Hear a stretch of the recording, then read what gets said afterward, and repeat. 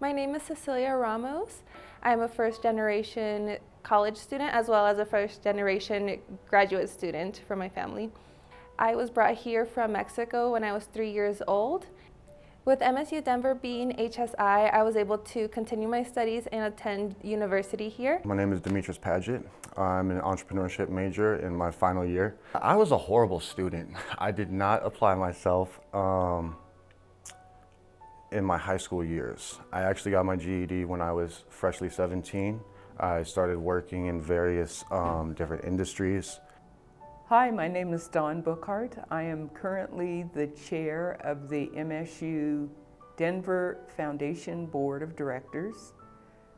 I am also an attorney with the law firm of Butler Snow here in the Denver area.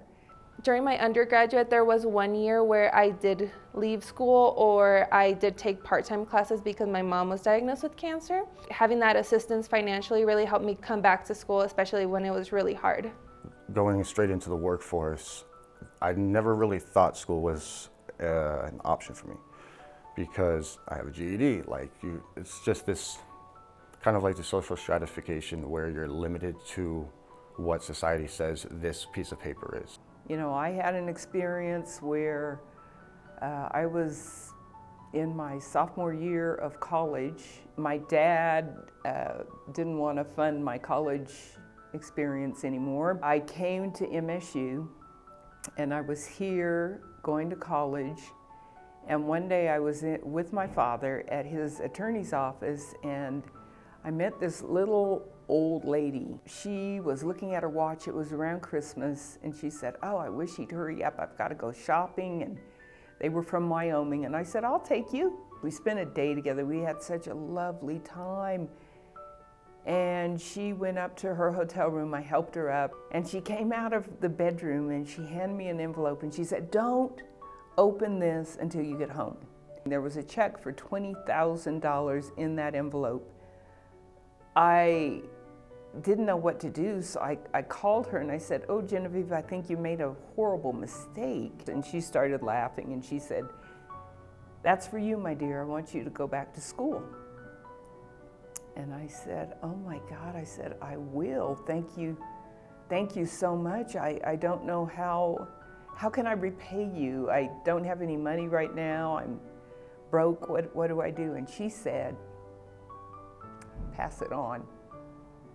Pass it on." How wonderful it is to be the recipient of those generous notions, but it's even more wonderful to be the donor. Being in DACA, I do not qualify for financial aid in any way, and I'm currently paying for school through private loans. And so having these grants and scholarships awarded to me by very generous people have made it possible to continue my studies and reduce the amount of costs coming out of pocket or from private loans. What it means to be a scholar recipient means everything. I really think that has not just benefited me, but also my family, because it's one of those things that's kind of took a burden off of like some of the bills that I'm helping with them, or even my rental situation, and really being able to pay for books. We need to help. We've got to make sacrifices. We've got to make this thing work for our students because these are the best students in the world. Thank you to all the donors who contribute here to MSU Denver. It's one of those huge gifts that I think goes undervalued in a certain aspect, and I just want to take the time to personally say thank you very much. I don't think I would be where I am now without the scholarships, I should say, that I've been able to receive. And thank you so much. And now I'm looking at graduating fall 24, so the end is in sight and I'm ready.